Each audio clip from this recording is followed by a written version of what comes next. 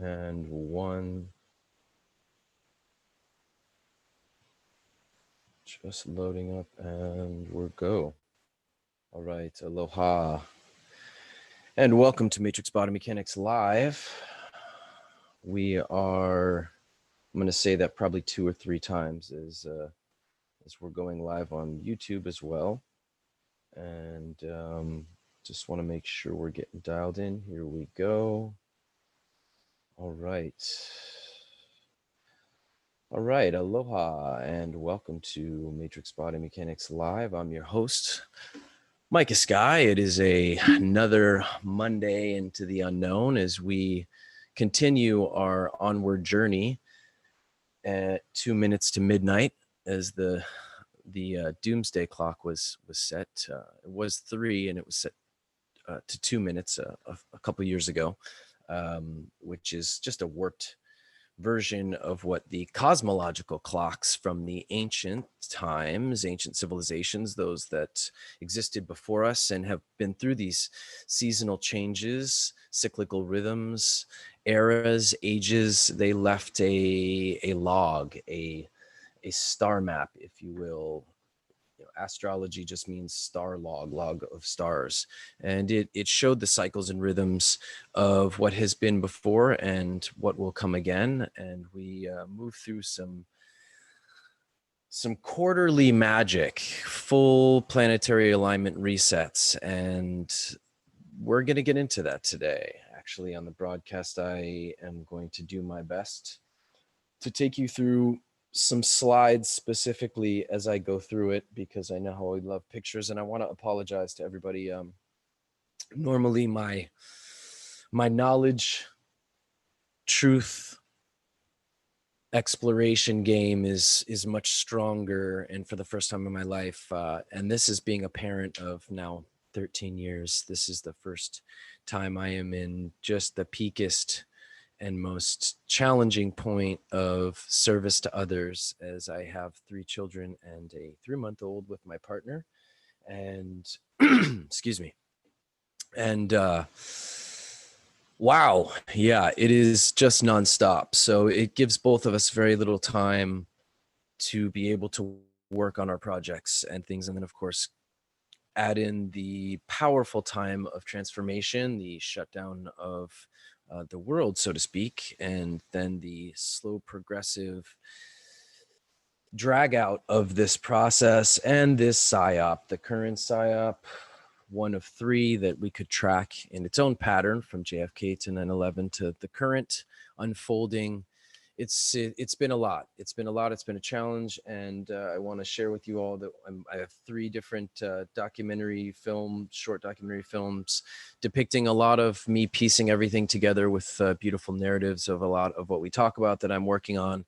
I'm working on the 2 last broadcasts that, since we did the broadcast of a basic breakdown of Q, we were shut down in the middle of our broadcast and clipped from YouTube Live, and then it said we weren't allowed to stream.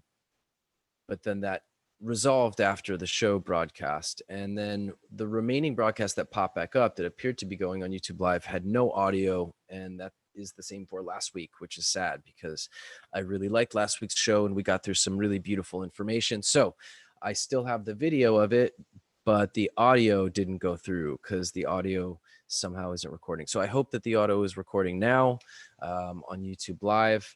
And I'm also now seeing that because we do it on the radio and we record, I can now sync the audio back to the video. And so that's also what I'm in the process of doing, is actually reclaiming those last 2 shows. The breakdown of Q I'm actually going to do with slides and a visual representation. And then last week's show, I'm just going to sync the audio back. So for those of you that are clicking on that video and seeing there's no audio, apologies for that. Again, this has been the process that really began since we did that basic breakdown of Q in sync with the overall kind of reveal or public exposure or introduction to so many through MSM around Q and whatnot. And then, of course, the backlash and the reaction from the mainstream media to just warp and try to degrade and devalidate so much of what this is as a movement, as a process, as a revolution, you can call it what you want to. Many awesome independent researchers aren't even bringing that word in to introduce information to people, because it has become, again, kind of like the conspiracy theory term, which was again coined after JFK's assassination by the CIA to divert any narratives from what they were trying to control. So when you understand even the root of it, unfortunately, Q has become to the masses right now, until you do the research and you look deeper, is having that trigger of disregarding validity. So, and again, I want to give context and base that I have been studying the deep state, the cabal, for 20 years. 10 years ago, had a radio show covering a lot of the stuff that's now being currently talked about today that seemed even more absurd 10 years ago. And overall, people's general idea, friends, family, colleagues, was, why are you interested in such dark stuff? Well, for me, it's not about being interested in, it's about bringing awareness to things that exist and not looking away from them, because our complacency is actually what's progressed so much of our situation today. So in that regard, we are, excuse me one second, just get myself down. There we go. Okay. So in that regard, we are going to explore, there's so many pieces to this great story that is unfolding for us, and it can be can be very overwhelming to understand them all. And trust me, again, 20 plus years of looking into all of this. It was only around 7 years ago for me, 7 years ago, that there was Intel wasn't even under a label of Q, but that there was a plan in movement to take back our government from what we had all been studying for a very long time, looking at the history of for hundreds of years, but not really seeing where is the pathway. Okay, we can build awareness around this, but what is the actual strategy of how we could see anything happening with this? And many of us talked about it would have to be something internal that would start within the organization, the government, the mind control institution system. Enough godliness would have to catalytically shift internally in the system. It would have to come on that level. And then, around 2 years ago, there started to be these public drops and the integration from there. And but when you've really been studying this longer, that's where you see this isn't some new thing. It's not a cult process that you are called to follow blindly. None of it. It's just not, again, I don't even associate that word is the public known word for what this is. This, for many of us studying this for a long time, this is just something that's been in place and much deeper, and now it's progressed into a grassroots kind of underground, now becoming above ground. And there's a lot of irony in that metaphor, becoming above ground awareness for people to start waking up and spreading information and questioning narratives. And the overexposure of absurdity through the mainstream media is triggering those to start questioning more and more, because of almost the absurdity of the obviousness of manipulation that is now coming out. Because you do have things like, and again, YouTube is a cool platform, because people that have no funding towards a bias can research and are now creating their own documentary. I mean, if you think about the History Channel or Ancient Aliens, these are still part of mainstream media programming controlled by corporate institutions, primarily a very small number of them, that are controlling the format and the overall final production of what is released to the people. And so you have a lot of independent researchers, sources, filmmakers now that have no backing or any real agenda that they're getting paid by somebody for. Their interest is solely actually to just look at it all. And there is a beautiful authenticity to that. Someone specifically, I was watching a show with, and I've spoken about this coder before, V, and she was reflecting just how much even the collapse of the cyclical process of the Shakespearean, the vaudeville, the performer side of the distraction for humanity through these cycles and rhythms of revolution and change for humanity. The Hollywood, the false idol side. Isn't it interesting how what we used to look to as the stars, there is an aspect with the internet and with the access to information and with platforms that there are, where we all are able to have access to the masses. Even right now, we're broadcasting on a radio show, and we are specifically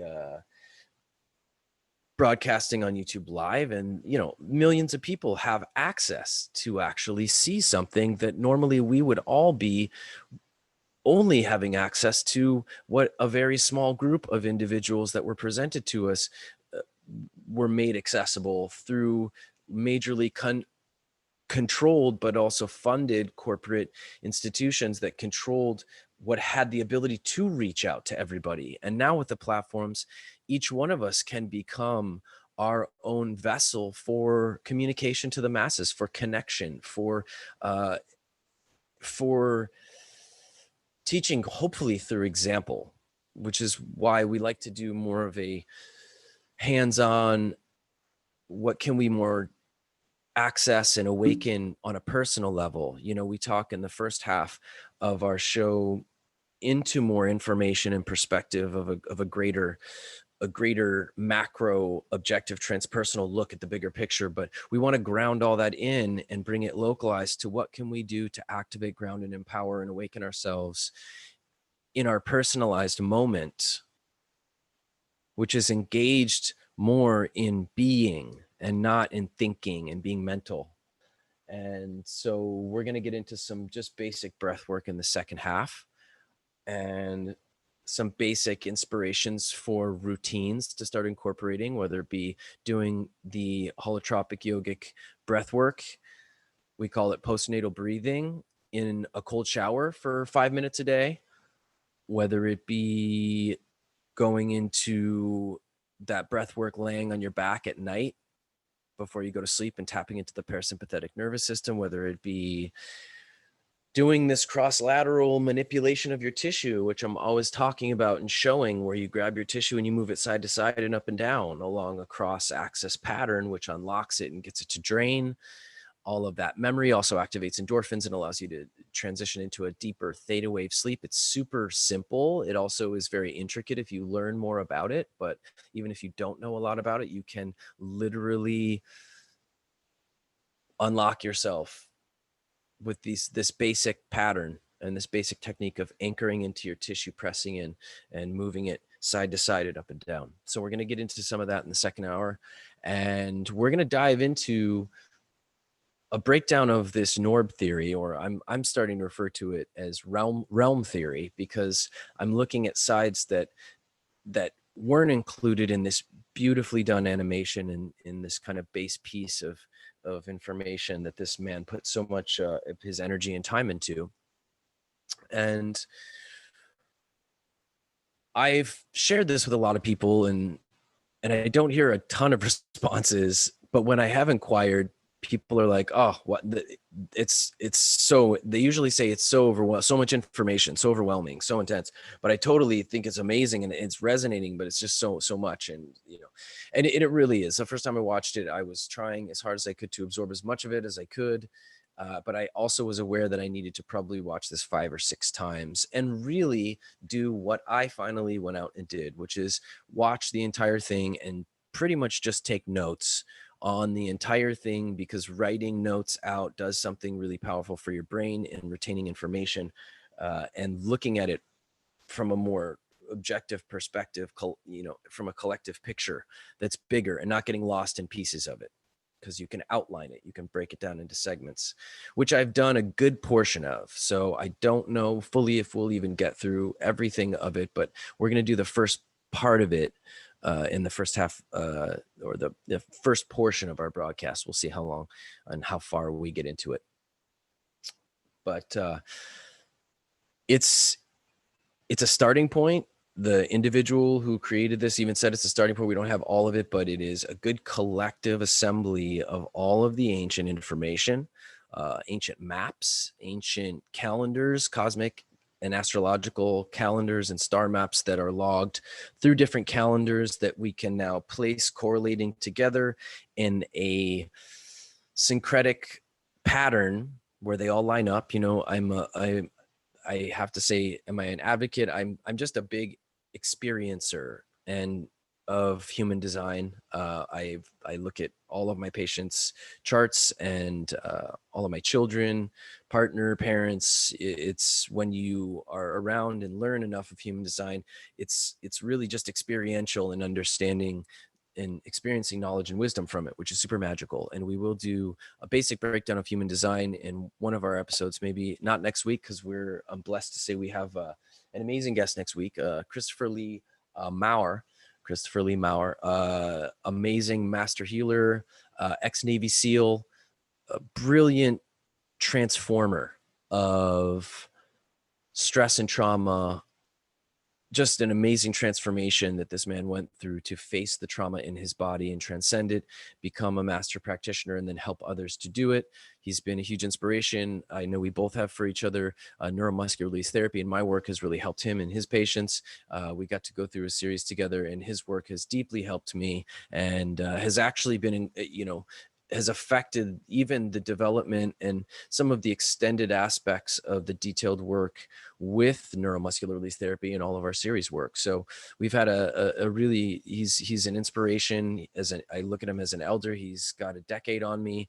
His depth of spirituality and discipline is magical. He has a book called Free for Life, which I'm sure we'll talk about, which depicts his journey over 20, 30 years to face all of the trauma and pain he'd collected from birth that he didn't realize had accumulated chemically. We talk about this a lot in the nervous system. This is where our work's correlated, and kind of like you had a car full of glass, which he references in the book, and you got hit all of a sudden by somebody, all that glass in your car is just stacks of glasses shatter. So most of us have stacks of glass in our car and we're driving along and think that we're fine. And it just takes a specific injury or incident to shatter that glass in the car and really make us look at how much we're actually carrying. Unless we wake up first and start draining it ourselves, which is of course ideal. Many of us unfortunately are led to the path and / fortunately of an injury taking us to really look inward to heal thyself. And that injury then becomes a profound blessing. And if we follow the healing path and the awakening of our inner physician, we will end up healthier on the other side of that injury than we were, and more self-aware, knowledgeable, and wise. So Christopher Lee Maurer is going to join us next week. And so maybe we'll do the human design breakdown, just a basic one. Again, I'm not an analyst. I was blessed to be around some of the top analysts in the system, many who worked with Rod directly before he passed, and they were patients of mine. And I got to understand human design deeply by going into my design. And then of course, started learning all of the mechanics from there, and it became an expanding process. And I'm coming up on my 7-year cycle of learning and understanding it, which has a beautiful effect on the cells. And we'll get into that at some point, but nonetheless, excited to, and before we have Christopher on, we'll probably follow up on some of this NORB theory, but with no further ado, I'm going to get into this. Let me bring up one of the beginning slides, so to speak, and we will get into it from here. Okay, so what is an epoch? It's a subdivision of time. Now, first and foremost, I want to give props to the universal disclosure peeps and NORB theory for doing all of this, and a lot of these graphics are from the animation. And so I figured taking some shots of this would actually be helpful, because the animations are so beautiful and so brilliant that they also are kind of overwhelming because of so much information that they successfully go through and actually concentrated into a brilliant amount of time and synced with the animation. But for most human beings, it's just so much, and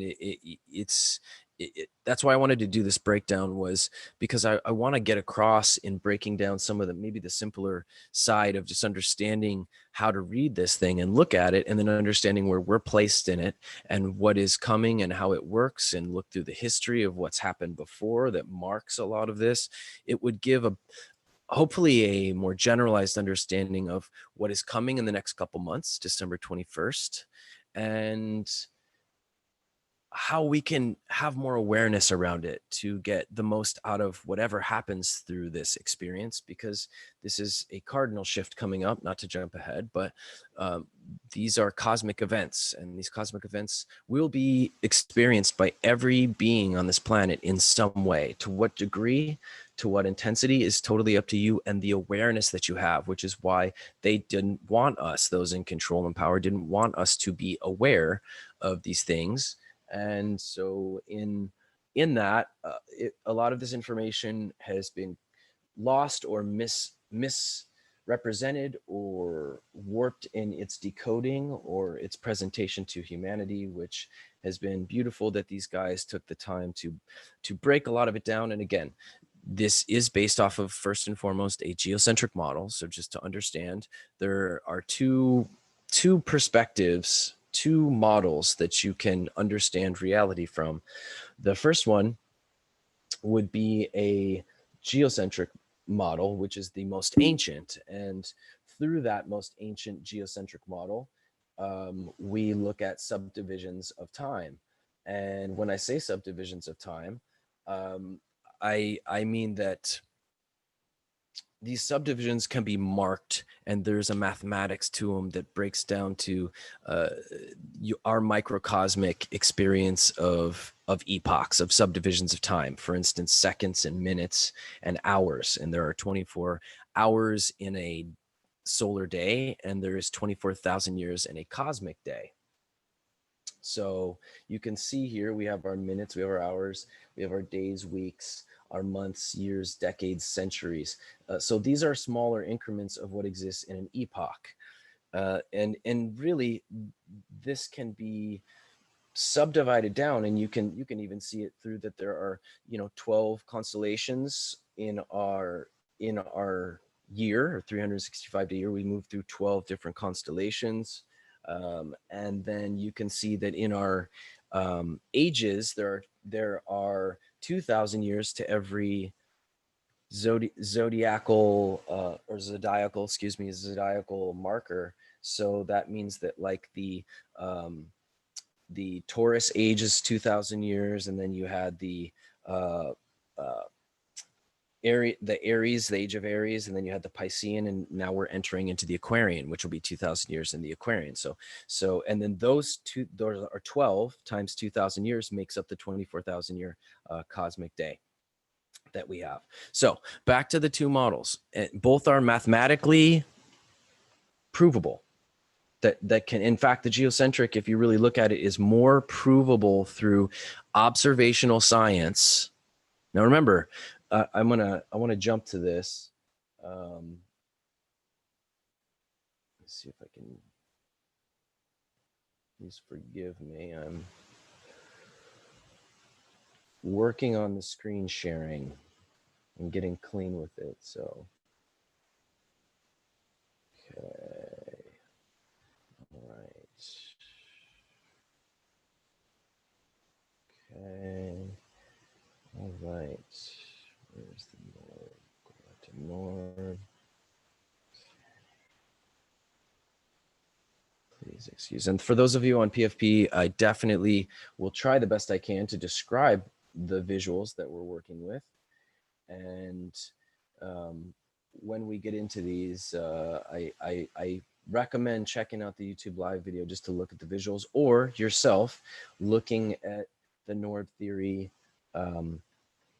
videos, and you can check those out. I believe it's Universal Disclosure, but if you just put in NORB theory on YouTube, you can find them. There's several versions.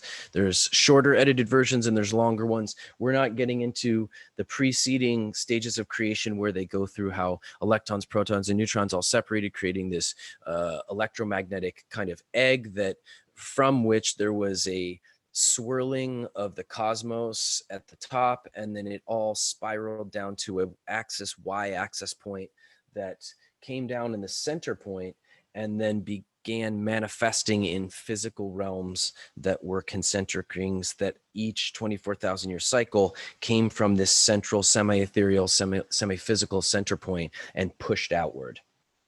Each one of those pushing out and expanding, creating a series of concentric electromagnetic rings, realms with their own solar systems and their own land. And at our northern and southern boundaries of each realm is the electron field to the next realm.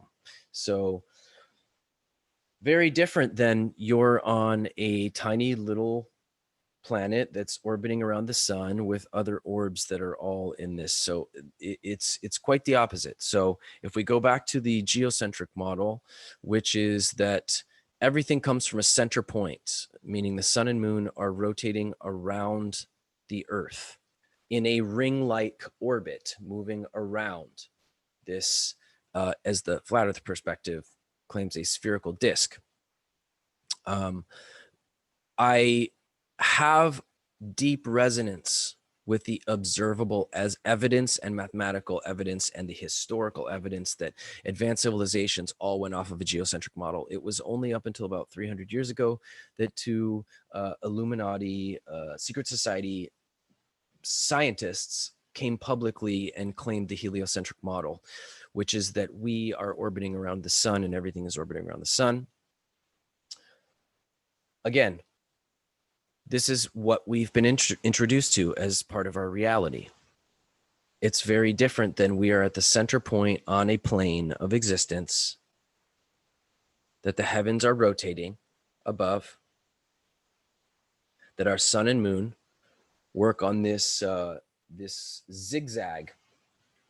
They work on a zigzag axis, like a zigzag oscillation, just like sound, moving around our sphere, so to speak, our not our sphere, our plane of existence. Now, there was parts to this geocentric model and flat earth, and this was me looking, because I've looked at all of the ancient maps and I've studied the Mayan calendar. All these elements were right in front of me, but there were some components of the flat earth that wasn't adding up fully. Like there was more to it that wasn't understood. And some of my most, authentic colleagues who are deep flat earth model or geocentric model individuals will even say, we just don't even really know. We just know it's not this specifically. So this is why I found the NORB theory or this realm theory to fill in a lot of pieces, both intuitively for me, but even on a level of just geothermal mechanics, tectonic plate mechanics, how about all of existence, the way matter and time and space are constructed, have patterns. And one of these specifically is a spiraled pattern. And that spiraled pattern, there is conflict for me with the heliocentric model around it. So this is based off a geocentric model. So this is the first kind of, hate to use the term red pill to swallow, but to open and understand, and I support you to do this through doing some more just of your own historical research into ancient civilizations that had very advanced mapping of the stars, and that they all went off of this model for a reason specifically. In fact, in many civilizations, there was only just a sun. There was no moon. There was only just a sun for ages. There were for a record of period where they had no record of the moon. So that also I found to be very interesting because it also fits into this. So we'll get into, let's understand just the basics of time right now. So we can look through, and again, all of this and all of these animations are correlated, and they're created by these guys to show you depictions of also ancient research, ancient of both the mandalas, all of the Vedic, the Upanishads, the yugas. This is all correlating and mapping it together. Okay, the mandala wheels, these Chinese wheels, There is a depiction, the Mayan, the Aztec calendar, there's a parallel in depiction. They were structures. In fact, you can see in the Mayan calendar, you can see the rings of the realms. And if you look between, you can actually see there is details in it that represent, I believe, quantum dynamics of the electron field separating the realms, each realm separated by a toroidal magnetic field. So let's get into it. So we'll start with epochs. We've covered the solar day, 24 hours in a day, 24,000 years in a cosmic day. Okay, now here on this one, it's actually showing you a structure of how from the electrons, protons, and neutrons, there was a separation and there was a spiraling around a central point, which we call our North Star. Now, our North Star is a central access point of energy. And in it being that central access point of energy, second, just pulling up all of my notes, y'all. This is for real. This is how I was able to really process and integrate it all. Okay, here we go. So from that concentrated point, and again, watch the videos to go through it. I'm just giving a general breakdown for conceptually understanding this and the cosmic clock. Creation side, you can look into it. They created a whole animation preceding that's beautifully done. So from the concentration of the swirling of the cosmos, all right, came this filtering of energy down to the first creation here. As everything began spinning, the energy spiraled down to a center point that was a semi-ethereal, semi-physical access point where creation sparked the first mass of land. And that began the first epoch, the first 24,000 years. And as that cultivated and grew, the second expansion of the next 24,000 years created the next emanation of land, as well as an electromagnetic toroidal field was birthed with a solar system within it. And in the first epoch of every creation of these, there was a sun and moon, but they were one that was androgynous. And through the 24,000 years, as they completed an epoch, the sun and moon would separate. And as they separated, they would start their second revolution. And in that separation, another birthed realm would expand out. Now, I want you to think of this parallel, this whole quantum electromagnetic structured, I believe, sub-universe. Look at the reflection of how water drops down and ripples out from a center point. And then look at how consciousness spiraled down and rippled out through these layered electron fields here.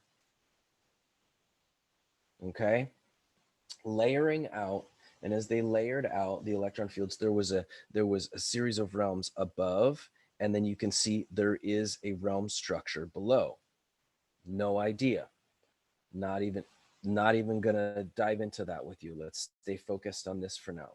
So as the realms expanded out, there were different suns of moons that we would call our wandering stars or our planets. They were the suns of moons in different realms. Okay, so wrap your head around this. That was a weird beep. Think we're good. We're good, guys. I don't know if you heard that beep. Anyways, continuing. From this point, we had the first realm outside of the Polarian or Polaris, which is going to be that semi-ethereal access point. Then the first physical realm that manifested after that 24,000 year cycle was going to be the Hyperborean realm. In the Hyperborean realm, the Hyperboreans, over 24,000 years, the land expanded out. Their androgynous sun moon developed and eventually split. Sorry, I'm just looking for my initial note on this one.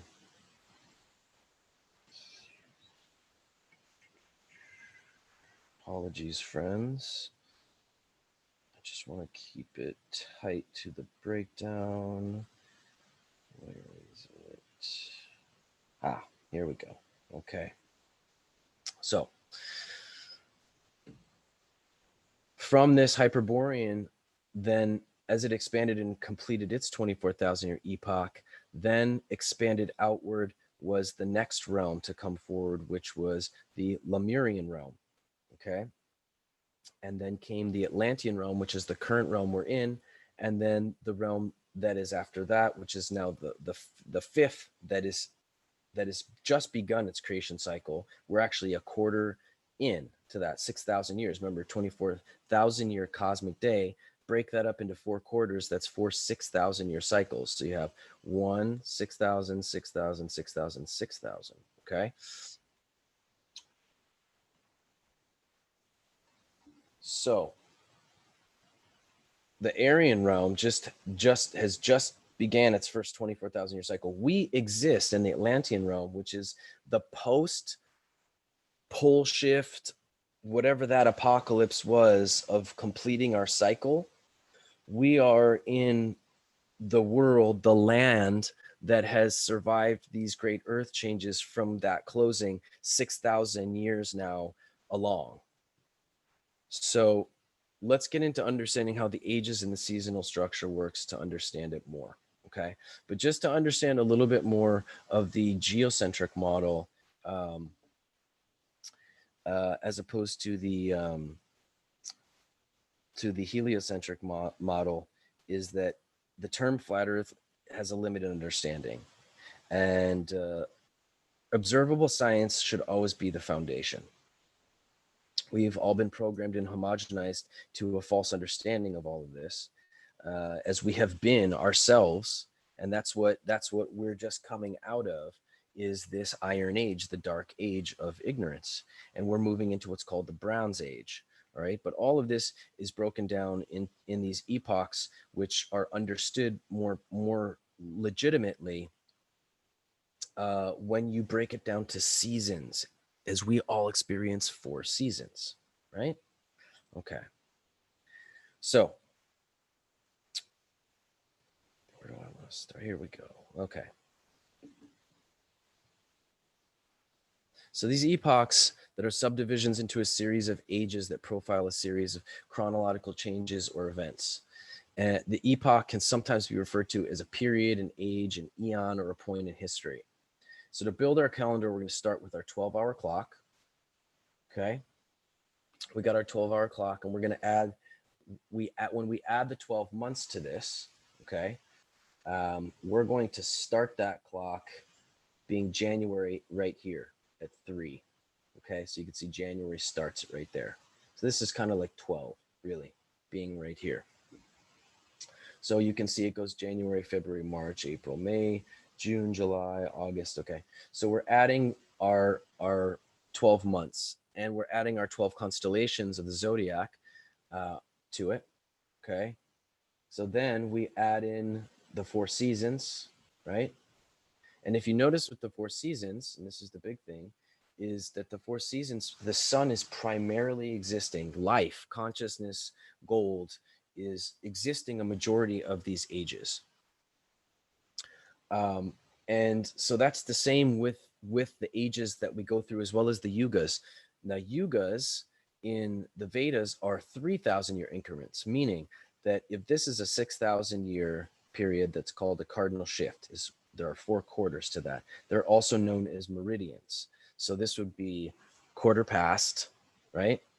And then half past, quarter to, midnight, right? Except for our midnights over here. But I'm giving an example of these meridians. So we also have the seasons, same thing.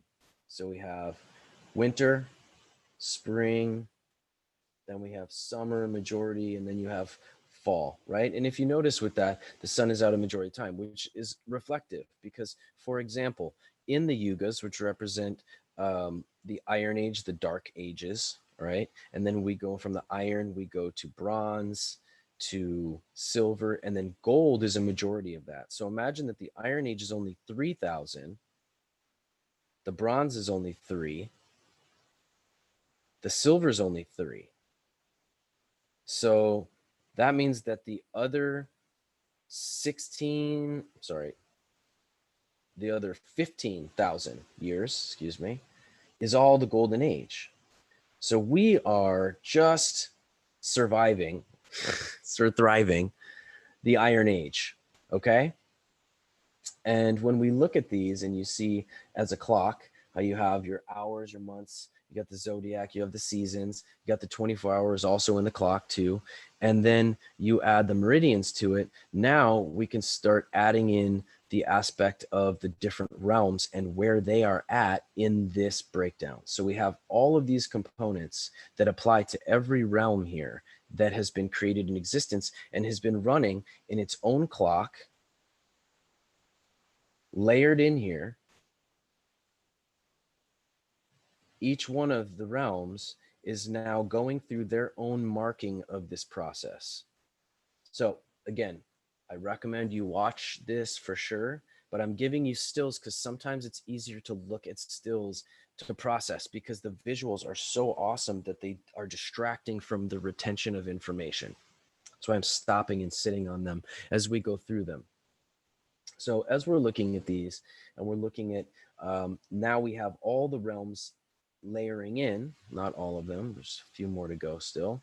Now you can see all the realms are layered in here, okay? You can see that there are different placements for, and you can see the golden ages. Here's one right there, here's one right here, here's one right here, okay? And so you can see of these realms, there are 4, just like there are 4 root races, and we'll go into the root races that come from each realm.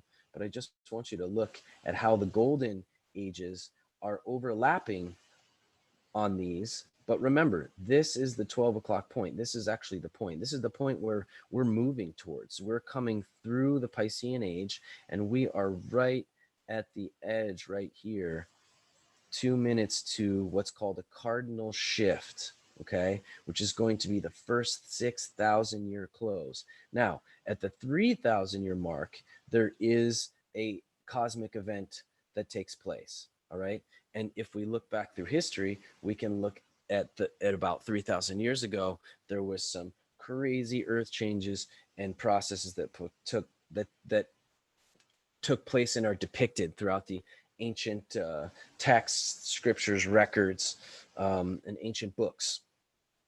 But the 6,000 year is more of a powerful cosmic event because you have a zodiacal as well as a seasonal or a age shift, meaning that all of these realms are going through their own apocalypses right now at the same time that it's about to line up.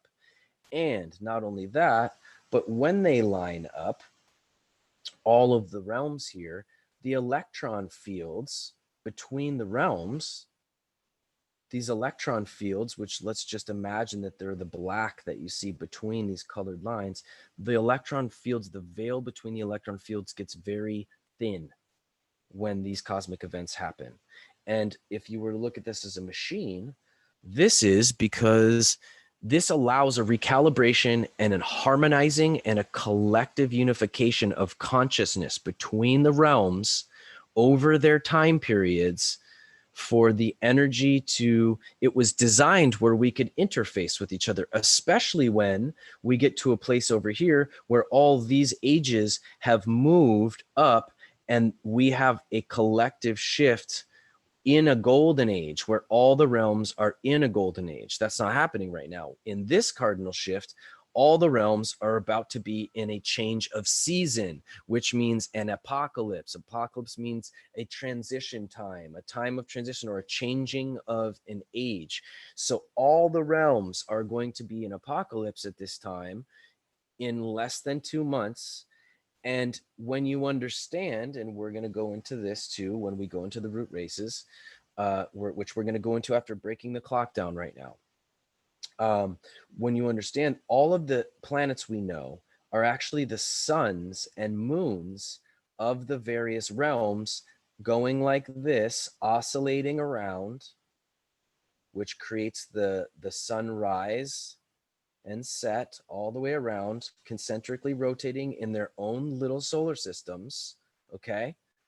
Separated between electron fields. You can see between them. We can see these, but in the placement of our realm, they are farther away, where they're closer for the realm that they are in. Which is why they appear as wandering stars for us in another realm, but they're actually closer, oscillating in their solar cycle, in their solar days, for them as the suns and the moon. I hope you like my mouse movement back and forth to try to depict this for you. So all of them are about to line up where the suns and the moons will line up on either side. Suns all on one side, moons on the other in less than 2 months, which is going to create an electromagnetic event.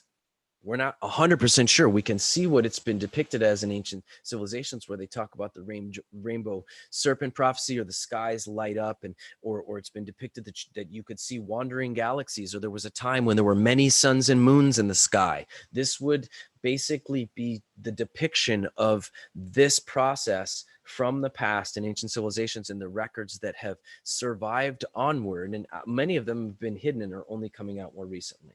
Okay, so in order for us to understand more about how all of that works and the root races that we are all a conglomerate of, let's go into them. So there are 4 root races. The most recent one being the Aryans. And before we get into the Aryans, I'm jumping past here. Let's just start with the initial, which would technically be the second epoch, because the first epoch was that Polarian, semi-ethereal, physical realm that came into manifestation. And that semi-ethereal realm, eventually, as it expanded and manifested outward what has been referred to in as many cultures the Tree of Life, or Mount Meru, or some epic y-axis point of manifestation between the semi-etheric, or the energetic, the astral, and the physical realms of existence. This is that central point that manifested eventually a semi-etheric physical realm, and over its 24,000 year expansion, as it expanded, because remember, it's like a ripple that's expanding outward from the center point over that 24,000 years, this race of the Polarians, a semi-etheric race, also known as the Nakal, that were really kind of translucent, but have been depicted as blue beings before. They gave creation, manifestation, to the first physical realm over the 24,000 years of their culture, their development, their evolution, as the first access point to the cosmos, or the divine, or the astral plane. They gave creation to the first physical realm, which would be known as the Hyperborean realm, that expanded out from the center, and this marked the second epoch. So there was some type of a pole shift, and this expansion of land outward, or manifestation of land outward, gave expanded birthing to this second realm that expanded out from the Tree of Life, known as Hyperborea, that gave rise to the first physical root race of humanoids, known as the Hyperboreans. Let's see. So from this then came the second expansion outward, which would have been the Lemurian world. So as this epoch closed, 24,000 years, not the Hyperboreans, the Polarians then, or the Polarian access point from source, expanded out a second realm known as Lemuria, with the Lemurian root race. Let me see.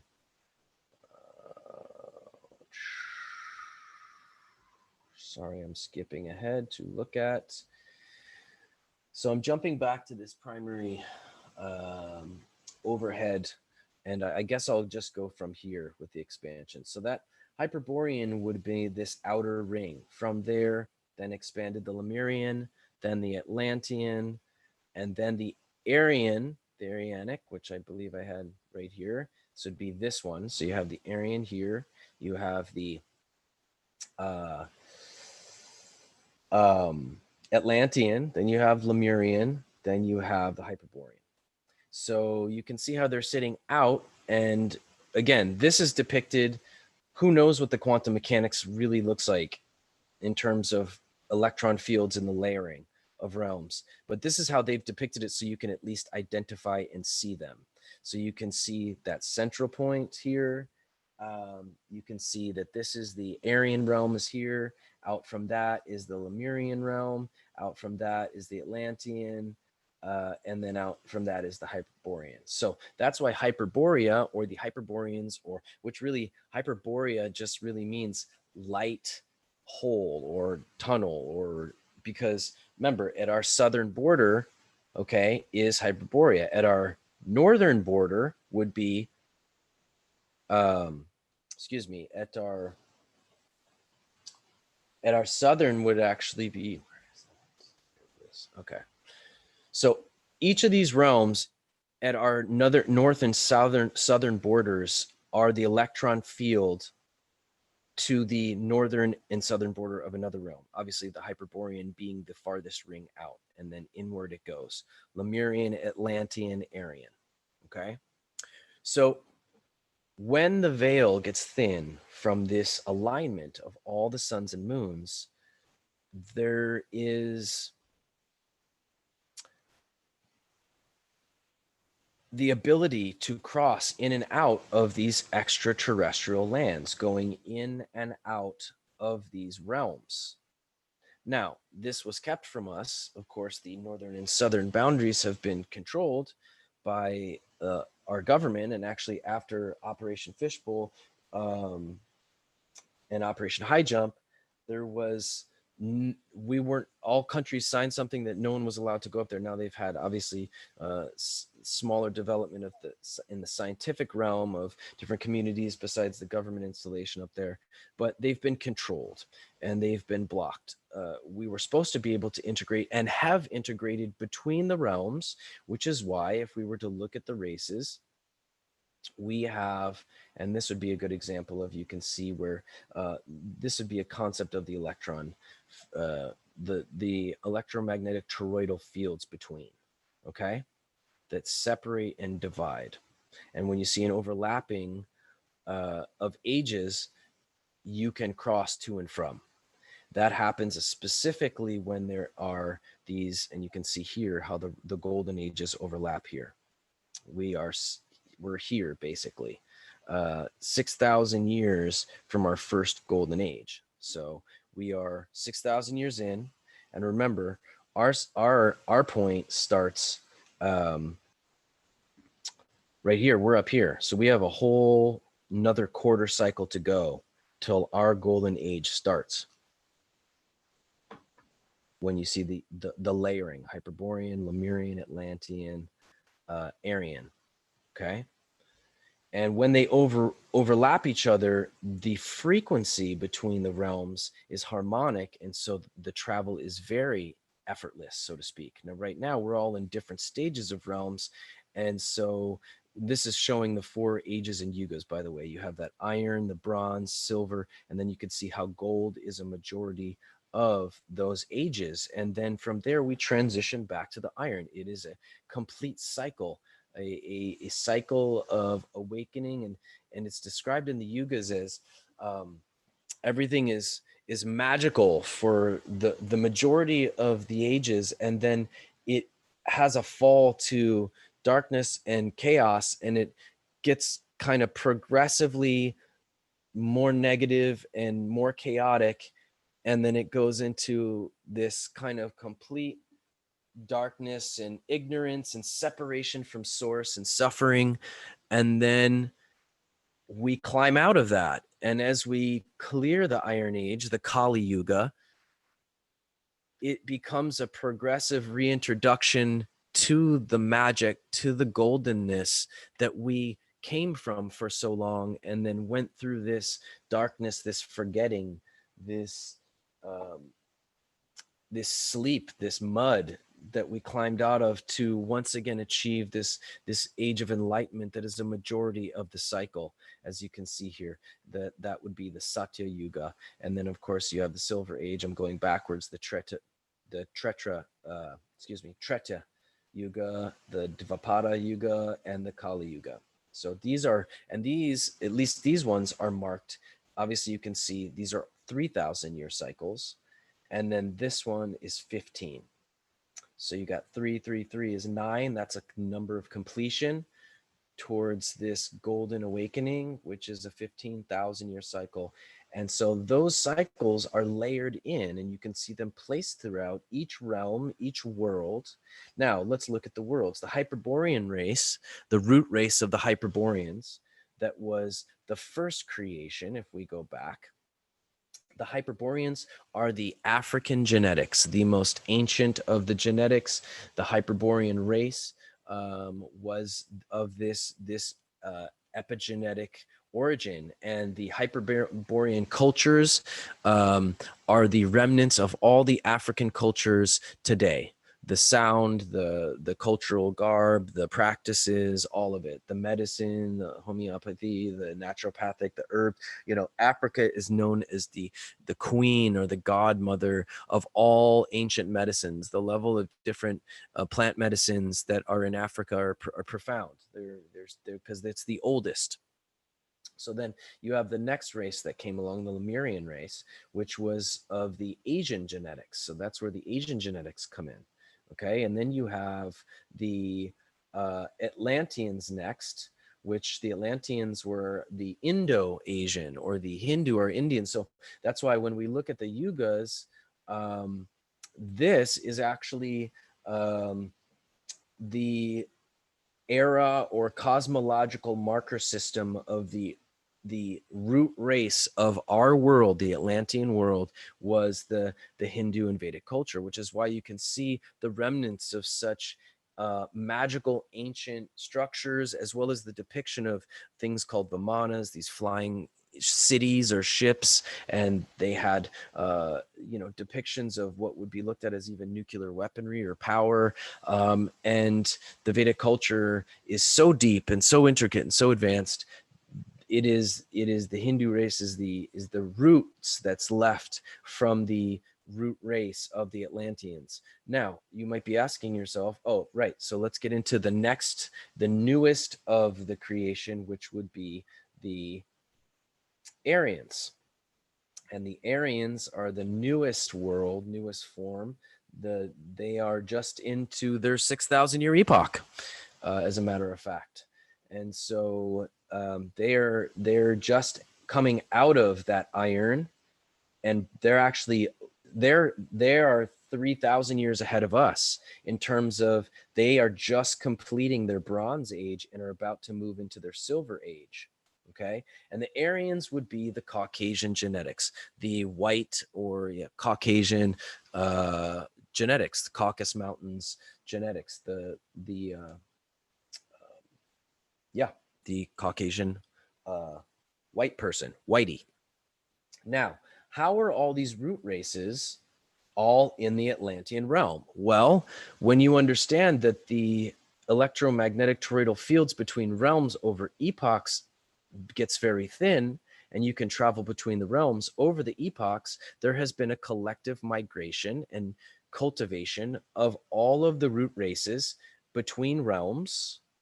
And over time, who knows the variance of cultural variety there is in all the realms, or what variants of species and creatures are in between all these extraterrestrial. Remember, extraterrestrial just means outer land, outer space, terra, outer space outside of what we understand. We've just been taught that we are on a tiny ball that's spinning 1,000 miles an hour that has so much water on it. And saline water, by the way, carries more weight. So if you ever want to try to figure out how all that water isn't spinning off of our planet rotating because of supposedly gravity, the same physics should apply to a tennis ball that you cover in water and you spin up into the air.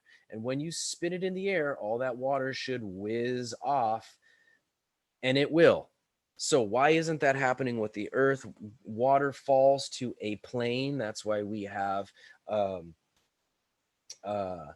flat plains. That's why water falls to and water also has electricity in it, which is a downward causation that roots, that is grounded. So really, it's not so much that it is gravity as much as it is magnetism and electromagnetics, but they don't want you to understand electromagnetics, which is why you can't take a magnetism course in school.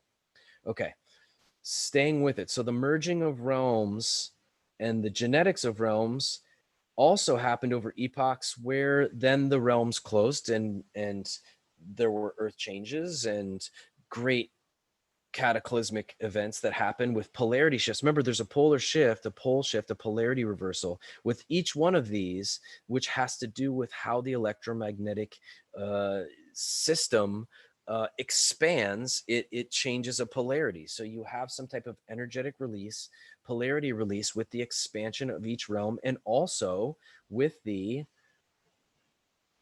quarter epochs, the meridian shifts, the cardinal shifts along, they all have points, especially if sometimes all of the apocalypse, all of the age transitions line up on the same cardinal shift, which happens coming up December 21st to December 24th, which is the primary. It takes 3 days for this alignment to happen. All of the suns and moons are going to, now you can see here the overlapping and also the precession of this transition that's about to happen in the ages. Each one of them is about to shift and are going through their own apocalypses. So now I want you to imagine that this realm system here is a sub-universe to a larger system where there are most likely multiple versions of these realms all connected. We don't understand the infinite ability to transit between realms and circuits, truly. But this is the structure of our existence. So let's look at a very interesting breakdown of the realm layering of the various realms, and then imagine the electron fields rotating around them, and look at the parallels, okay? So here's a good breakdown. The Polarians, we have the Polarians, the Aryans, Atlanteans, Lemurians, Hyperboreans. Here are the realms. Here are their wandering suns and stars. Let's actually go in specifically to those just for perspective so you can see what they are. These 4 concentric rings of land beginning and spiraling out from a center point of the original plane like a drop of water, this is like a zero access point in the center. Our magnetic North Pole, not just a symbolic or astronomical marker, but an actual physical quantum point of existence, also known as our magnetic pillar, would be right here. That magnetic pillar was referred to, again, by ancient civilizations as a sacred mountain, Mount Meru, and or the tree of life. So the first real understanding is that outside of our realm of this electromagnetic toroidal field, past our southern and northern extremities, are other dimensional realms, physical land on both sides, and species civilizations, which we are now going through. And these civilizations, these genetic root races, okay, there are 4. The Polarians are not one. They are the creators of each realm, or the vessel, the facilitation from that access point of each root race and each realm. So let's look at that. Neptune and Uranus are the solar sun and lunar moon of Polaris. So when Polaris was created, or when it manifested at this magnetic pillar, Polaris being the anchor point, the North Star, that realm over 24,000 years, eventually that their androgynous sun moon, Neptune, Uranus, split.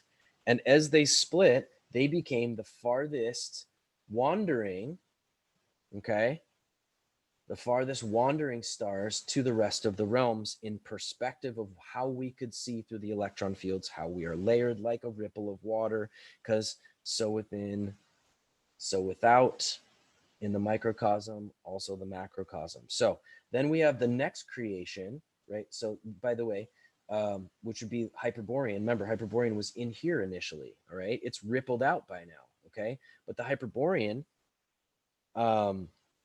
had Saturn and Jupiter as their androgynous sun moon. And as it rotated around, Over 24,000 years, eventually it became polarized. With the pole shift, it split into Saturn and Jupiter, which were individualized suns and moons that now continued to rotate around that realm after its 24,000 year epoch, its cataclysmic pole shifts, its earth changes, whatever went through that, whatever a cycle. Now imagine a fall from golden to iron. That's most likely probably a huge release of energy, of cataclysmic tectonic intensity, probably caused a lot more intensity and destruction, causing that civilization, that form of consciousness, to be set back, to go into a forgetting state. Okay, so then from the Hyperborean came the Lemurian. All right, and from the Lemurian they had their solar sun and lunar moon of that next concentric ring, which is the, by the way, which is the main realm beyond our southern Antarctic boundary and the Aurora Australis electromagnetic field. All right, is going to be, so because we're here, so our northern is going to be right here for them, their southern border of the Lemurian. Now, over 24,000 years, they split eventually and became Mars and Venus. Okay. And then you have the Atlantean expansion. So 24,000 years, as they split, came the next landmass, concentric electron toroidal field, along with a physical landmass that rippled out, manifested out from a magnetic pole here.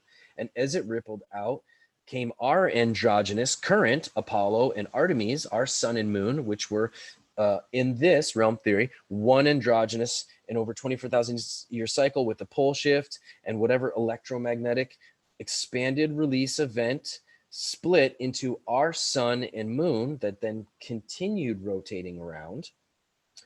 And then that brings us to the most inner, the Aryan or the Arianic, which is now Mercury, which is androgynous right now.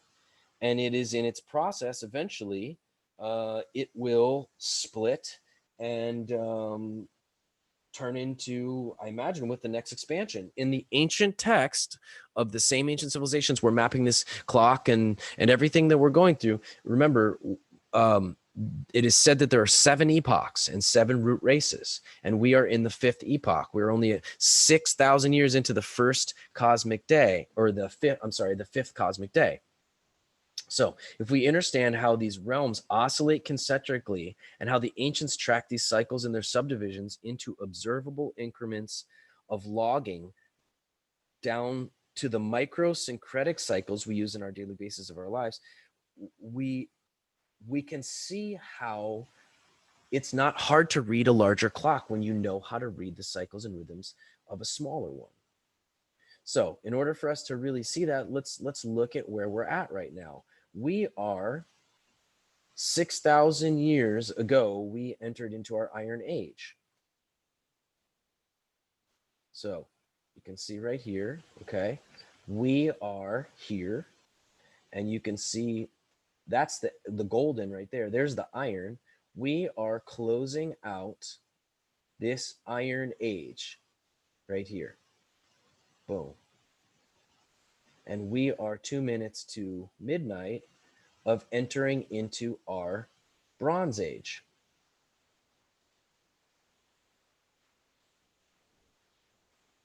Now you can see how this marks history-wise, because right here we entered into the Iron Age, okay?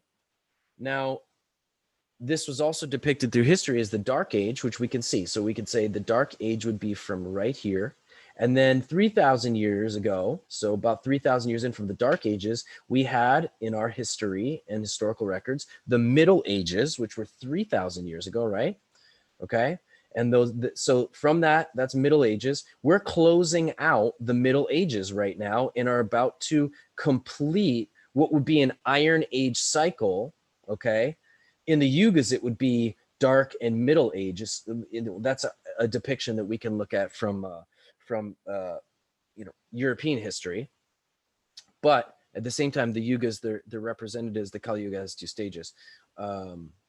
So Middle Ages here, 3,000 years ago, we're just closing out the Middle Ages. And when you look at the zodiacal cycle, if you look from where we started in the Iron Age, okay, we were in, now remember, these aren't us, all right? So we're right here at the time. So we entered Taurus. Okay, so 6,000 years ago, you can see it depicted that we had Taurus the bull, and a lot of religions, they worshipped what? They worshipped the bull god. There was a bull for a period of time around 6,000 years ago, and then we entered Aries 3,000 years in. We entered Aries, so Taurus went for 3,000, or I'm sorry, 2,000 years,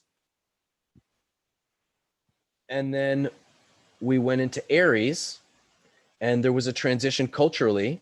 The ram started to come out, and they transitioned fully from the bull and the ram to the next zodiacal age, which was, you can see, we're as we came through from Aries to Pisces here, the Piscean age, which was when everything transitioned from the bull, the ram, and that was kind of the marker and entrance for Christ consciousness, which was represented through the symbolism of the fish. And that was that Piscean age we entered into, which you could see a lot through several different cultures, the symbolism through the fish of the collective consciousness moving through that zodiacal conscious perspective. And then as we move from Pisces, we are closing out Pisces here, about to enter into the Aquarian age. The Aquarian age, this is 2,000 years after the Piscean age. Remember, with the zodiacal ages, they're 2,000-year increments. So that means from 6,000 years ago, right, we entered into the Iron Age. The Iron Age was comprised of 4 zodiacal ages, right? We have Taurus, Aries, Pisces, and now, I'm sorry, we have, where is it? Taurus, Aries, finishing out the Piscean. So yeah, 6,000 years. So there's three 2,000-year cycles. So we have that Taurus, Aries, Pisces. And as we come through Pisces, we are about to enter into the Aquarian age. And you'll notice that the Aquarian age for us will span a good chunk of our bronze, because the bronze is only the Aquarius is going to span the majority of that, because remember, our bronze age is 3,000 years, and then we move into silver. So our silver will actually be, see, the Aquarian is going to go a majority of it, but then it's a part of our bronze age will be the Capricorn. We'll transition to Capricorn from there. And that is a zodiacal shift that will happen inside our bronze age, which we're just entering into.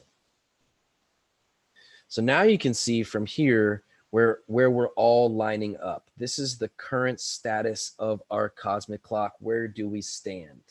We are closing out the iron, 2 minutes to that midnight. Let's take a look at the other realms. What are their apocalypses right now? Well, they're coming out of the Aryan race, the Aryan realm. The Aryanic is coming out of bronze. So they're closing out what we're entering into: ideas, disclosure, awakening, ascension towards a golden age through technological advancement, and the revealing of ignorance and what has compromised awakening through the collective and through that race and that realm. So they're having probably an awesome apocalypse that's probably super stellar. Not a lot of chaos, not a lot of... remember, when there is a change collectively and energetically, there is also an effect on all matter in the realm. So that means that realms that are falling from golden to a dark age, say for instance, if you look at the just outside of us, the Lemurians about to take a hard hit. They are closing out a golden age, and this apocalypse is taking them into an iron age, what we just went through. Wowza. Now remember, the Lemurian realm, their sun and moon is what? Their sun and moon is Mars and Venus. interesting how we have a lot of talk about getting probes to Mars, colonizing Mars. Now, if you don't look at it as a planet, and that actually it represents a realm that's about to go through a dark period. Remember, with consciousness, this is about going higher and ascending through the ages.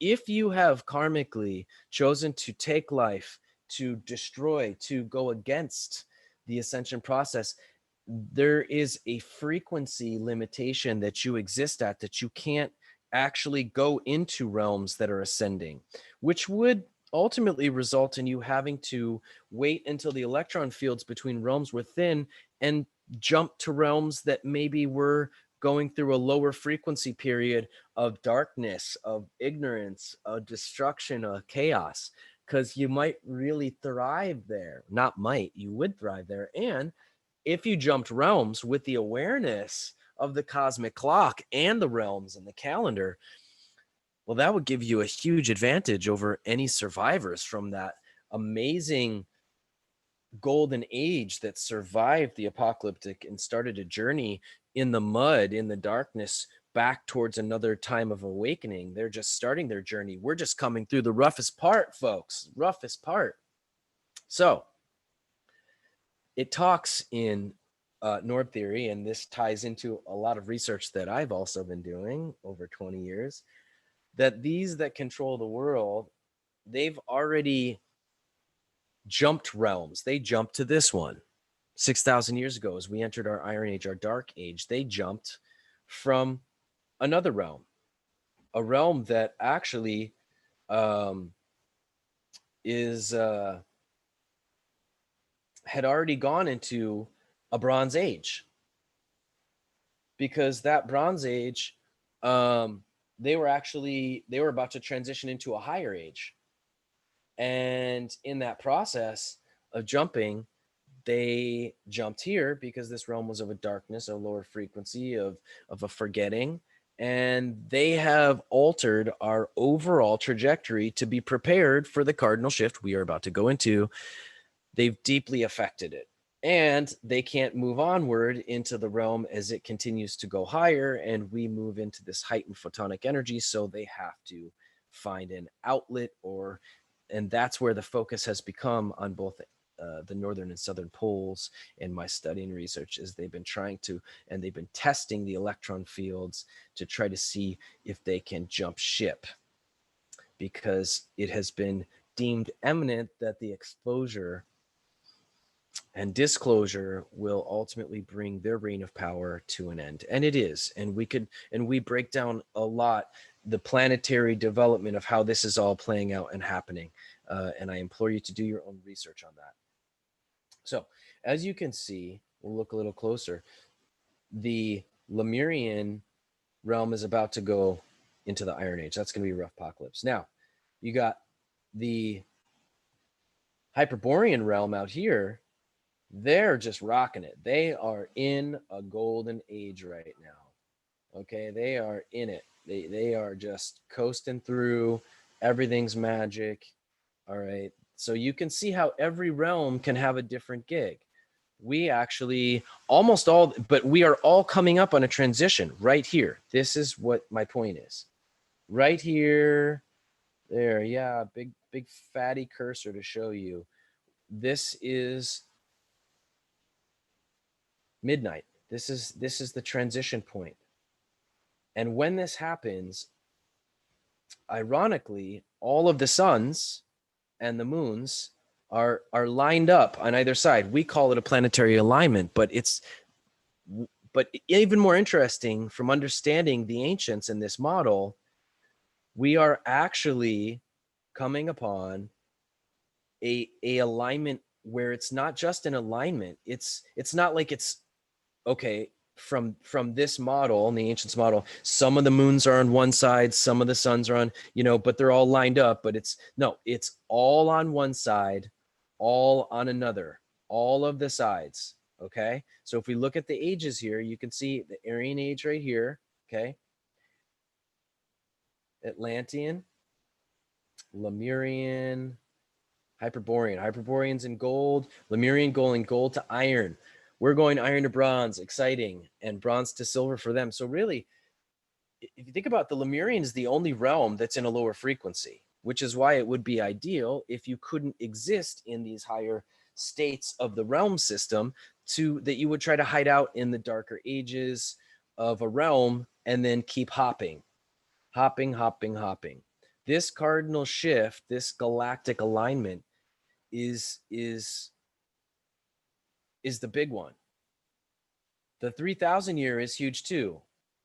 But I also want to support you to look up the Carrington effect.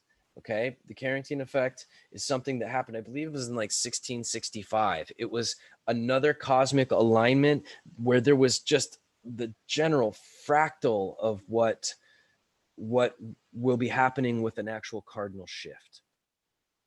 And as I said, when all the suns and all the moons are lined up,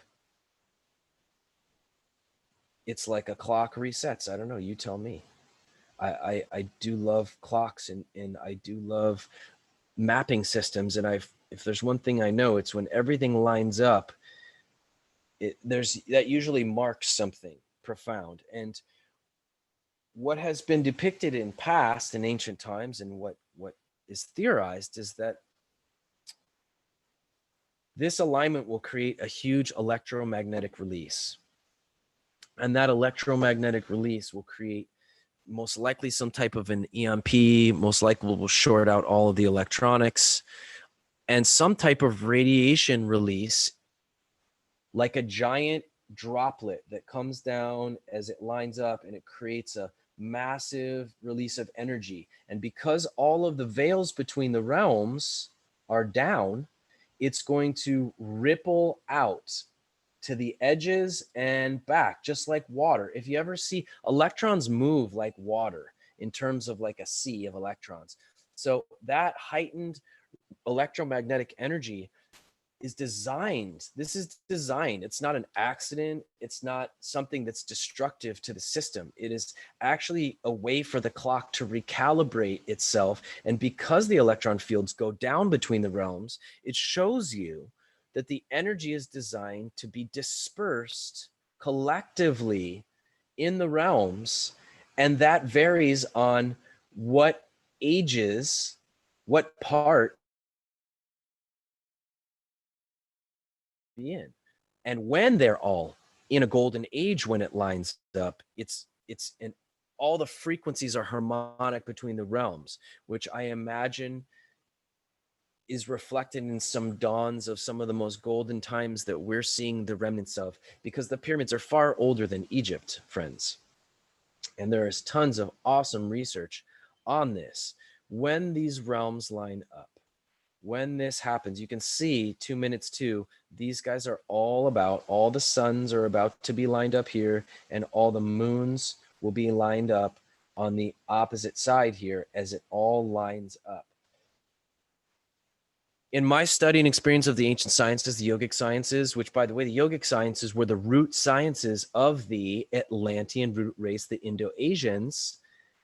And I believe these are a divine system to prepare your nervous system, your psyche, your energy field, to get the most out of whatever this energetic release, electron field opening between realms, because you understand that the realms inside are in the future of the process. Like I said, the Arianic race is going from bronze to silver. So we're about to go from iron to bronze. That means if the electron fields, the veils are thin, and you can travel between the realms, you better be spiritually and psychically at a level that you can hang in that inner realm that's 3,000 years in the future of where our species currently is at in this realm and its consciousness trajectory. Equally, if you're in a future realm, you actually don't want beings from a more unconscious outer realm to come into your realm, because it could throw the balance off vibrationally. They're not resonant. There is no resonance or harmonic there. So yeah, it was in 2018, 2017. Then 2018, they put it to 2 minutes to midnight, that supposed doomsday clock, which again is a warping of what actually was depicted in these cosmic calendars that all of us should have had understood. In fact, if you think about it, if we weren't meddled with through the Iron Age, and this information was revealed earlier on for our entire species, collectively, genetically, of all the realms, that's now here in the post epoch of the Atlantean process and whatever happened that the earth has healed from and has been rebuilding over the ages, we would have been preparing for this cardinal shift for generations, friends. We're only talking about it 2 months before it actually happens.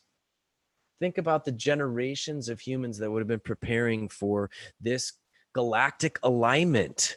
Idealistically, when all the energy, there's a huge energy release, it creates a dawning and awakening of spirituality and effect on your biology, on your DNA, on your entire body's electromagnetic field, and more magnetism can be generated, which is actually what causes a regenerating of your cells every 11 months instead of every 7 years, which is really the formula to live as long as one needs to awaken, rather than dying and karmically recycling, stuck in this hamster wheel of the samsara.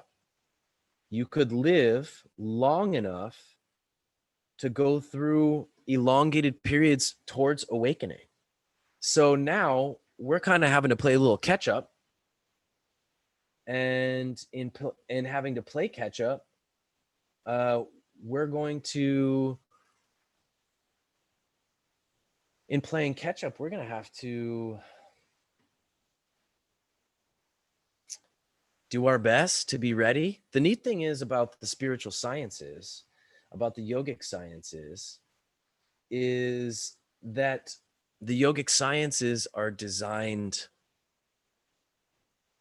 in such a powerful way, and they're so integrated into your genetics, into your psyche, into your intuition, into your hard drive, and they're so powerful and regenerative that even if, let's say, hypothetically, oh wait, this is what happened, humanity has gotten to 2 minutes to midnight to really prepare our nervous systems, our bodies, our health, our wellness, our psychophysical constitute, living generations deeply astrayed from the true nature of our divinity, that was supposed to be preparing in that divinity for this great cosmic event that starts December 21st.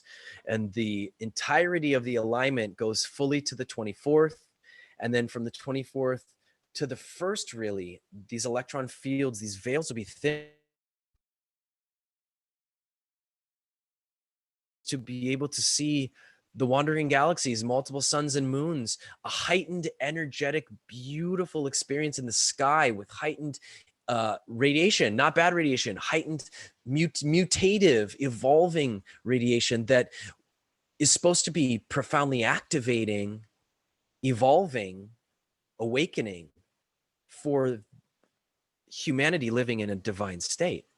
But friends, we haven't been living in that state. So if you're toxic, if you're holding heavy metals and toxins and nanodust and all the things they've been poisoning you with, you might go out into that heightened energetic field without that water baptism of the body and the baptism of the fire of the mind and the breath, and working your neurokinetics to be in the magnetism and the right receptive side of the brain. It might be extremely painful and antagonistic to be out in that. So it is a time of baptism, of preparation, of cleansing your body, mind, and soul. That's why these spiritual sciences that we go into each week are applicable. And we're going to explore just right now the basics. We have that holotropic postnatal breathing. It's a advanced form of what Wim Hof does, where he goes in through the mouth and out through the mouth. We go through the nose and mouth like a vent. So I'm over exaggerating, and out through the mouth. Twice in through the nose and mouth, out through the mouth.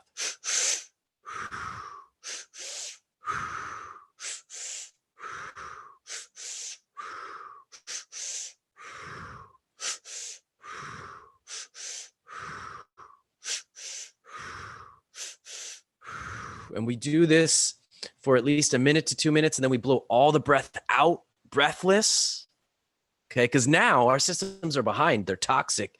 They are behind schedule for preparation.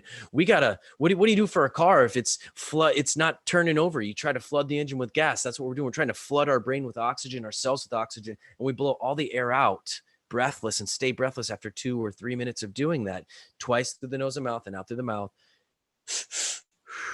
Then we blow all the air out, stay breathless as long as we can. Breathless, breathless, breathless. We're going to kick that hypoxia in. The hypoxia makes the body think it's dying for a brief second. It flips the stem cell production on. It flips the body alkaline. It resets the nervous system. Then you're going to take a deep breath, as deep as you can. Deep as you can. Sip a little more through the mouth. And you're going to pull as you take that final breath, or while you're taking the whole breath, you're going to use your body like one syncretic muscle, pulling up from the root like you're holding from urinating, pulling it up through the stomach into the chest, pull the chest open, tuck the chin, tongue pressed to the roof of the mouth, eyes rolled to the third eye, holding deep as you can with that breath. And then you're going to exhale. And you're going to go into what's called ujjayi breath, transitioning to ujjayi through the nose, through the throat. You can breathe through the nose, through the throat, not shallow. That's shallow, through the nose, through the throat. Listen to the sound.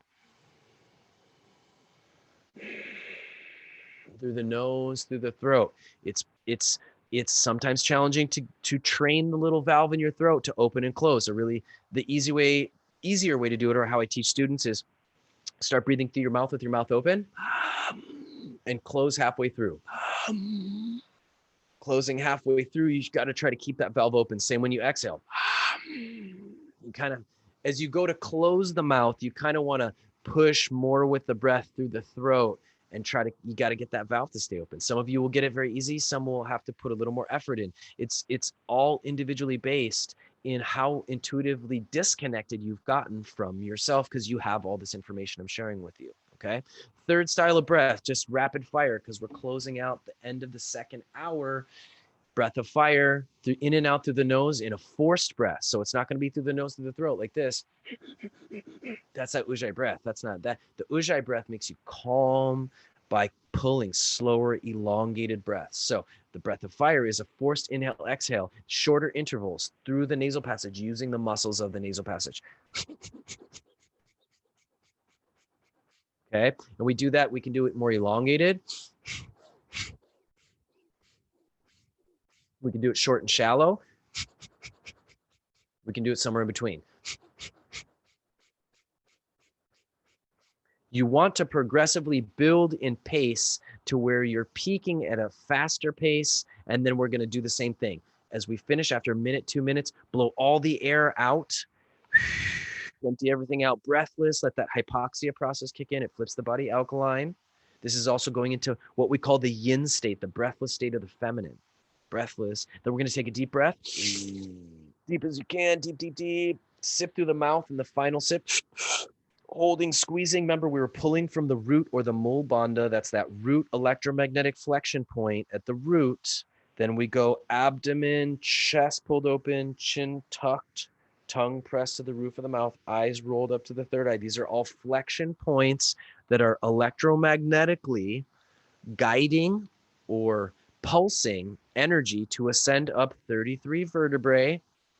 This is the Christ anointed process that is an allegorical diagram, depiction in the Bible of what Christ was doing. He earned a title. He became Christed. He ascended that electromagnetic energy up the 33 vertebrae.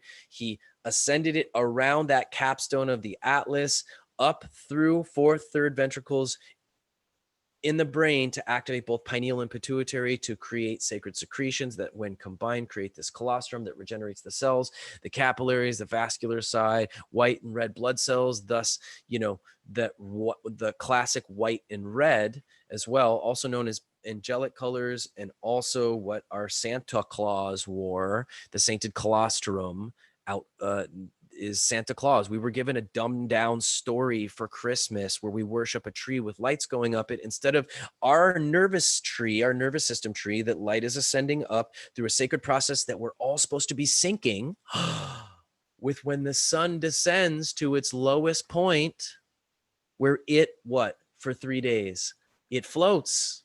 So what happens, friends, with this alignment is that all of the suns and all the moons are aligning, but they are also, the sun is moving to its lowest southern position where it floats before it ascends back up. It is electromagnetic. You are electromagnetic. The Kundalini is connected to the electromagnetic ascension of our light in our system. So by practicing these ancient practices and syncing it with this time period over the 21st to the 24th, a period we normally do holidays and are around lots of people, blah, blah, blah. What if we were supposed to be in this sacred preparation process, all of us, families included, in this anointing sacred process, meditating and doing this for that period of days to activate some deeper awakening that we were all supposed to be trained to do, but it was kept from us. So, and we were given a fairy tale that ironically has weird connected truths in our psyche to where it resonated and we all went along with it. And that's one of the ways to manipulate truth, is you just change it a little bit so it still kind of resonates. But even the manipulated truth by 2 degrees is not the truth. So it's equal to 180-degree complete fabrication of the truth. And that's what you have in this world. You have a lot of completely reverse truths, and you have a lot of false truths that are manipulated by a small degree, that are effective in the same outcome.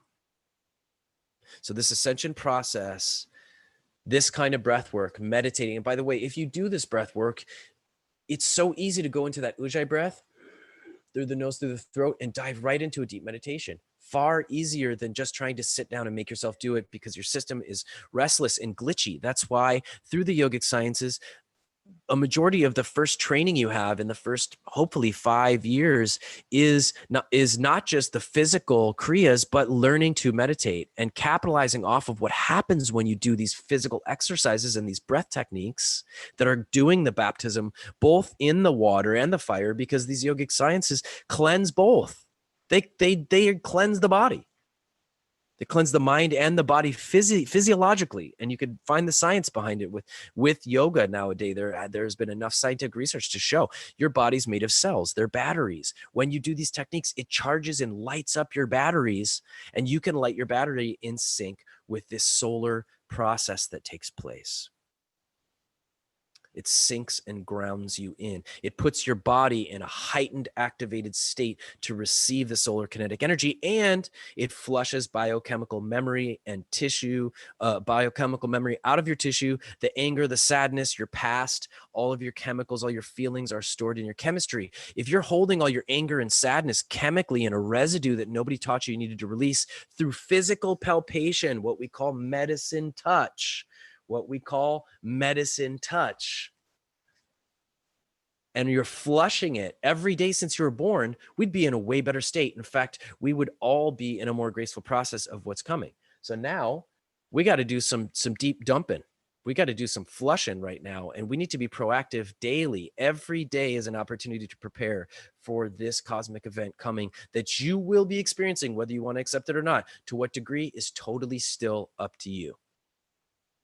These spiritual sciences are designed to support the humans of this realm. That's why they channeled through the root race of the Indo-Asian, the Atlantean people, which we are all technically, even if we come from different genetics of different realms, we've all conglomerated, we all merged here in the Atlantean realm and are now the Atlantean realm, a collective genetic hybridization of other realms. Now we're in the Atlantean realm, in process towards a great awakening in a golden age. Doesn't matter what realm your genetics came from before. We are here now.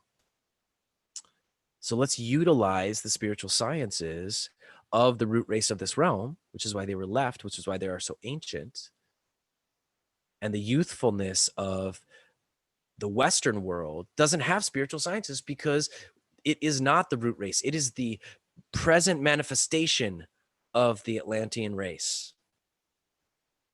And now is an opportunity for us to correct a lot of our karmic fails, our karmic follies from the last great transitions, and to correct an enslavement from beings that stepped outside of the ascension process within these realm systems and chose to take it upon themselves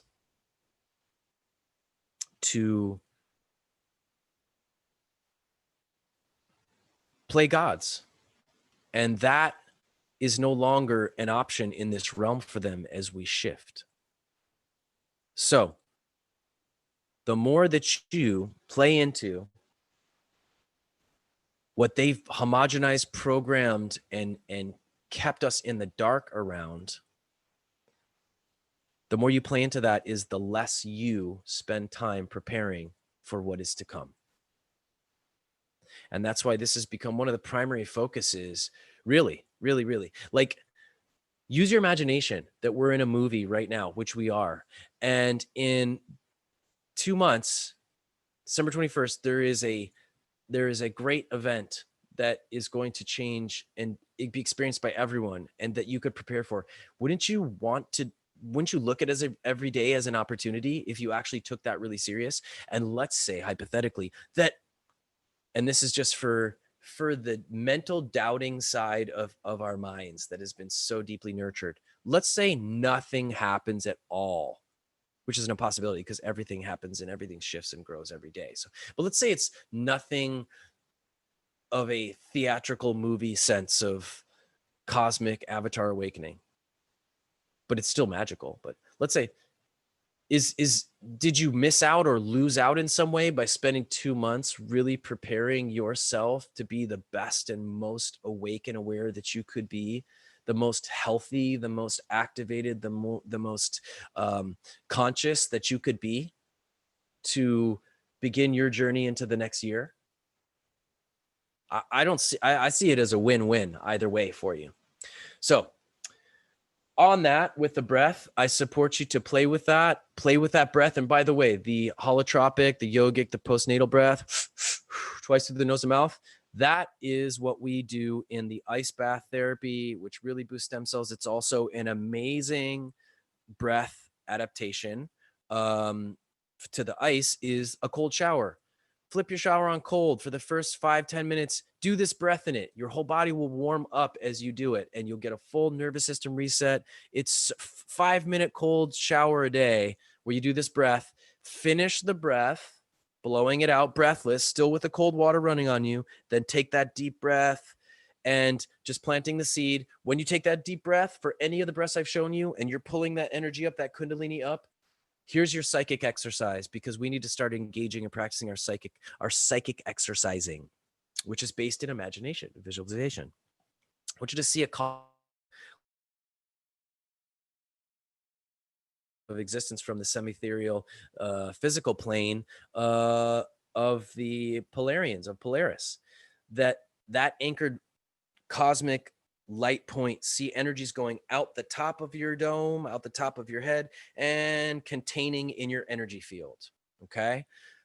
For those listening that are of any religious denomination, you're not violating or disrespecting your religion in any way to do these exercises. They are physiological exercises that have nothing to do with spiritual denomination, except for actually something that's talked about in all of your religions, a divine anointing or Christing process. This is what I've read several records and seen historical texts of Jesus going to India, and I believe he trained in the yogic sciences, and then activated this Christed anointing process and liberated the people back in the Holy Land. So this is a process of divine anointing that Christ talks about. So you are actually honoring Christ so deeply by learning how to awaken what it is that is spoken about throughout the entire Bible. And actually, if you look deeper, is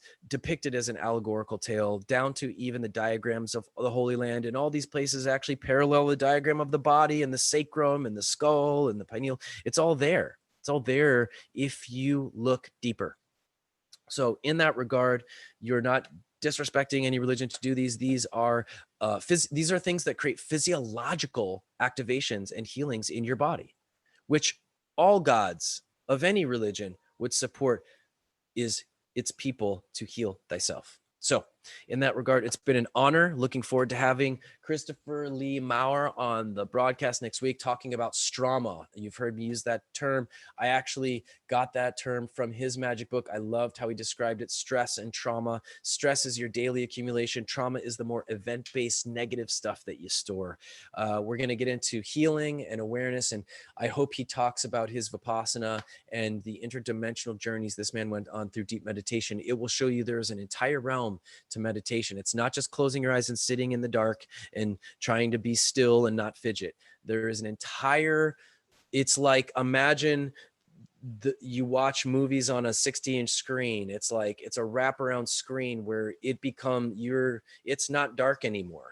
It's the light is in, and it's almost, it's literal when you really get it by doing the work. But none of us will. If you just meditate a little bit, you're just sitting in darkness. It takes time to develop this process, this anointing process where behind closed eyes you are illuminated. So in that regard, I hope this helped you all. Feel free to subscribe below if you want to share this with anybody. That's always appreciated. We're trying to build the reach. As I said before, we are all stars. We can all reach millions of people. And I'm the most interested, and I support you the same, because I'm seeing it with a lot of the independent researchers and some of the people that I've been studying a lot. They start building their numbers up, and I see something happen. It's almost like in the midst of the fall of the idols, there's like a heady idleness with people that never thought they would actually be in that position, that are now kind of in the egoic mind, in the ego front. It's very interesting to see those challenges that maybe weren't expected, that they didn't expect to be blindsided with. But I trust the channels with 400 subscribers, or 300, or 600, or 1,000. We are all valid ports for information. Some of the purest intel is not going to come from the mass channels that there are. I hate to say it, but as it gets so big, it can get diluted. And I think that's what hopefully all of us are focusing on, is a purity of the truth that we share, and an embodiment of living that truth in our personal interactions and experiences with each other, not just what we talk about when we're speaking to an audience, which is really what we need to shift from the fallen idols that have collapsed, and are starting to be exposed as just not real. I mean, we connected to those idols because we watched them, we opened our hearts to them in stories and things, but none of that was real. It was all there as a distraction. We are the stars to share with each other. So if any of this helps you, there's so many more videos here on Matrix Body Mechanics Live. And please feel free, tune into People for People Radio. It's a free subscribership to sign up. And there's a chat room in there where we drop a lot of the links and things like that. I'll be putting some links in the description below for this video. And check out www.matrixbodymechanics.com. That's our website that has a lot more information about neuromuscular release therapy, different types of quantum technology, hydrogen water filters that are just amazing. All the things that we use in preparation for this cosmic process and transition and in great awakening, I always share with everybody that I share health and wellness with. So on that note, so grateful to each and every one of you tuning in. It's an honor, truly, despite all of the intensity that I deal with, and I'm faced with magical obstacle course challenges of 4 children and a crazy wild wolf pup on the island of Kauai, where we are still dealing with the oppression of the masks, and with almost no cases, and I can't even tell you how long, still a 14-day quarantine that's supposed to lift October 15th. But I'm in it, so I'm doing my best to bring you more information and presentations and visuals, because I know how impactful they can be instead of just somebody talking for 2 hours. But I'm also challenging your attention span. Help me help you break the social dilemma, because social dilemma, I do recommend you guys see it. There's a lot of propaganda in it, but it does give you a pungent look at how indoctrinated to the transhumanism we all are, and what an opportunity it is for us to start waking and breaking those patterns. So on that note, I hope this helped you in that way. I'm Micah Sky. This is Matrix Body Mechanics Live, and signing off. I'm going to finish with just a long drawn out Om. Sound vibration is resonant. Going to close the energy with it. Also breaking any of the egoic reactions or triggers that sound is silly, or chanting or sound resonance is silly. So we're going to take a deep breath. And exhale. And a deep breath. And exhale. And final one to tune in. Try to create resonance with my sound playing off your speakers in your house. We can create resonance. We can internationally create resonance, virtually quantum resonance with each other. Here we go. Inhaling to tune in.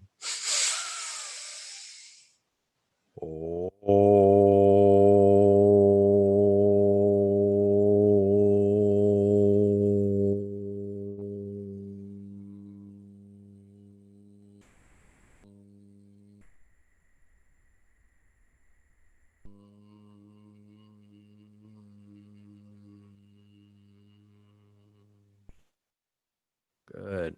And deep breath, deep as you can. Let's practice one of those holds where we pull from the root. Deep, deep, deep. Sip a little more through the mouth.